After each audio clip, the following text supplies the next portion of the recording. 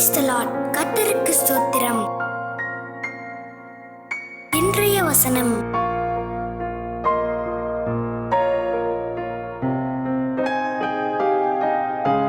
பேதுரு 3:3 முதல் 7 வசனங்கள்.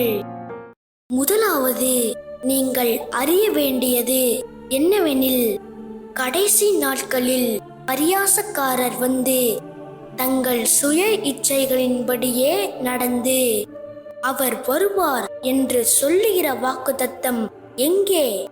பிதாக்கள் நித்திரை அடைந்த பின்பு சகலமும் சிருஷ்டிப்பின் தோற்றம் முதல் இருந்த விதமாயிருக்கிறதே என்று சொல்லுவார்கள்.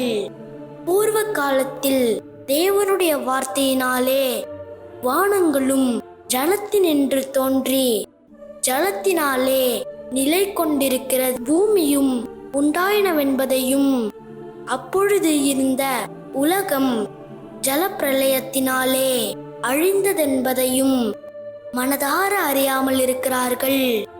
இப்பொழுது இருக்கிற வானங்களும் பூமியும் அந்த வார்த்தையினாலேயே அக்கினிக்கு இரையாக வைக்கப்பட்டு தேவ பக்தி இல்லாதவர்கள் நியாயத்தீர்க்கப்பட்டு அழிந்து போகும் நாள் வரைக்கும் காக்கப்பட்டிருக்கிறது.